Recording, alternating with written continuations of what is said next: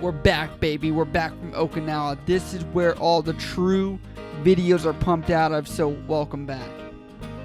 What is up, guys? You're tuning in to Nikki MGTV for another video. As always, you can hit me up on Instagram, Snapchat, or down in the comments below if you have questions. But as always, let's roll right into the topic. Sorry to interrupt the video right here, but I want to say subscribe. I've seen a lot of you guys are watching and lurking, but you're not subscribing because we're at 19.8% are subscribed that are watching and 73.9% are not subscribed. So just hit the button. It's not that hard. Now, backstory, I made a video about why you shouldn't join the military. Everyone's bashing me about it. They're like, Nikki, what about the school? What about the education? What about all these benefits? I'm like, yes, I get it. And some people are more emotional, I feel like, and maybe the military will not be for them. And I really want to make sure the right people are joining that feel like they really want to. And maybe that video didn't come across that way. I just want to make sure the people that are on that 50-50 feel like they're making the right decision and are truly evaluating that. But enough of that. You can watch it and like it because so many thumbs down were done on it. But anyway, I wanted to discuss because I was looking at what benefits have I really had and could I calculate them. So I already put them out on the thumbnail of how much the military has paid for my education. But I want to break that down. So if you guys don't know, I have a bachelor's degree. If I haven't said it enough, if you've been around the channel enough, I don't want it to be the Joe Rogan like elk meat thing. I'm not trying to brag about it. Not everyone has been caught up to speed and watches my entire archive of videos. So I have a bachelor's degree. I'm currently working on my master's. I have 4 classes left after the one that I'm currently in. Okay, so let's break this down. My undergraduate, I started in 2010 when I was in San Diego, and that was in January of that year. I started my English class. I didn't finish until almost 10 years later because I was using tuition assistance. But I'll say this, my tuition assistance I used for pretty much my associates and less, and then I started kicking in the high drive using my GI Bill after that. So for my undergraduate, I took a total of 37 classes. The college that I go to is National University. They are a private college, and they are not endorsed by this entire channel at all, the military, whatever else. I'm telling you my personal experience here, okay? They are a private school which does 1-month classes. So instead of doing 4 classes in 4 months, you do 1 class each month. And this is very effective because you are able to decide whether or not you want to start a class or not, especially being in the military. And that's why I've loved them. Obviously, being operational, all that kind of stuff. A 16-week class can really hinder you from being able to complete it just because there's so many barriers being in the military and obviously operations. Again, this is a private school, so all 37 classes were $1,665. That's a normal tuition. I'm not knocking it down to the military one because I think that would be cheating. So I just want to go through this because some of you guys are trying to evaluate the civilian aspect of this. So the 37 classes were valued at $61,605. Okay, that's a lot of money for a bachelor's degree. Like, that's not even room and board. That's none of that stuff. So no food, electric, internet, school supplies, all that stuff. That was just tuition alone, no fees, none of that. So $61,000. Now my master's program is 16 classes. Again, I've got another 4 classes to go, and then I have my internship time, and I also have to get my thesis done, so that will be in there as well. But that is 16 classes at $1,989 each, and that totals $31,824.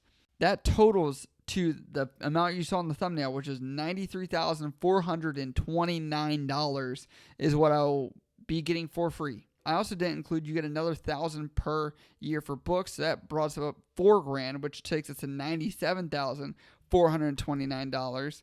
All right, so I've calculated this. The $97,000 that doesn't include the housing at all. So loan term, I put 10 years just to put it out there. So imagine you're going to graduate from college at 22 to 23 time frame. Say it takes you 10 years until your early 30s to pay it off. The average student loan interest is 5.8%. Just Googled that.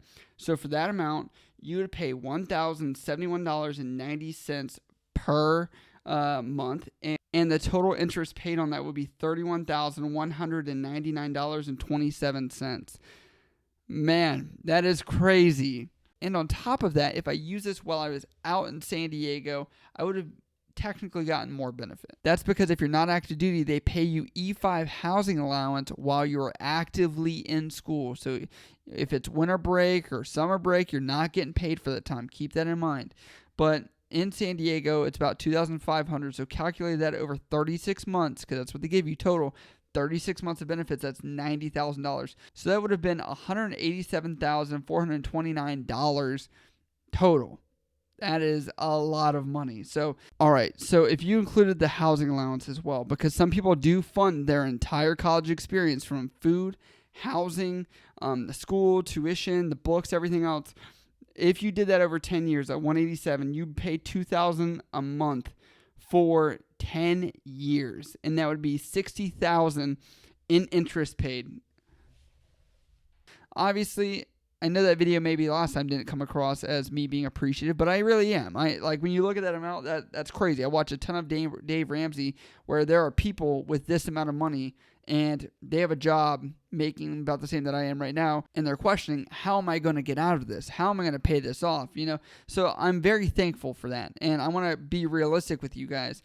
So you guys understand, they will pay the highest amount of in-state tuition for your schooling. Also, they do have something called the Yellow Ribbon Program. So if you're an out-of-state student, if you are going to a private school, your school can opt in to the Yellow Ribbon Program and pay or cover a certain amount beyond what your GI Bill will cover. So say it's $20,000 a year, but your GI Bill only covers $15,000.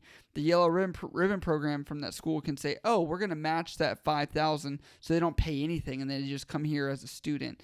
Obviously, the benefit of that school doing that is veterans. You want diversity in your community, and on top of that, you're guaranteed a pay from the student because they're not paying for it. The government is. And I want to clarify, it only takes 36 months of active duty time to actually earn your GI Bill. So I've had people hit me up that say that they're getting out at 24 months, saying that they're getting out whatever time period. You're only going to get that percentage of which you served. So to be in my shoes, if I could give advice to somebody else, use your tuition assistance. Use that tax credit, the opportunity tax credit. They pay $2,500 a year in tax credit for stuff like tuition. Look at that. Go to irs.gov, look up all your tax breaks and your financial aid. When you're much lower in rank, you're making less money, so you can also save a lot of money doing that. Literally, if you do like I did, you're going to have most of your bachelor's degree covered, and then on top of that, you're going to then have your master's to go. So if you guys think of how to make yourself competitive, look at places where you can get your master's if it's needed. If you're doing nursing or engineering, probably not so much needed unless you're going to specific fields. But, look at what you're doing. Another thing I want to advise a lot of people out there, okay? I have to say this. There's a lot of people that get dumb degrees, okay? I'm getting my master's degree in public health, emphasis in healthcare admin, and I'm also possibly moving on to health informatics after this. Maybe certificate. I'm figuring all that out. But that was on the basis that I already have experience in the field of healthcare. So if you're getting a degree, make sure it's applicable to maybe something that you're doing now. If you truly enjoy that, which I like healthcare, so I stuck with that. Also, it aligns with my officer goals. So make sure whatever you're getting your degree in, you're researching what you can apply for it. Make sure that whatever you're getting your degree in, make sure you line up with whatever job you're interested in. I give a lot of advice for people to go to the Bureau of Labor Statistics, and I want you to look up a job that you're interested in. They have a ton of information on the growth, how many jobs there are, median salary, starting salary, how to get into the field. Also, you are on social media, so go on to Instagram, hashtag whatever job field you're looking at. I bet you can find somebody that's in that field already that you can reach out to and talk to, just like the Navy jobs. If you want to look up fire controlman, hashtag fire controlman, you can find somebody that is an FC or a hospital corpsman or whatever else and reach out to them and be like, hey, tell me about your job. This is what I'm looking to do. I think people out there are honestly there to help you. So don't be scared to reach out. All right. I guess I take back my video. It's just some of those people are really on the border. And when I look at these numbers, the military just always makes sense. I'm a very practical person. I think I more so made that video out of just hearing so many people say that the military wasn't for them and they joined for the benefits and it wasn't worth it. But when I look at this, the numbers don't lie. Just like the hips don't lie, right, Shakira? All right, but If you guys do have questions or comments or concerns, you can always hit me up on Instagram, Snapchat, or down in the comments below. I love you guys. I'll see you next time.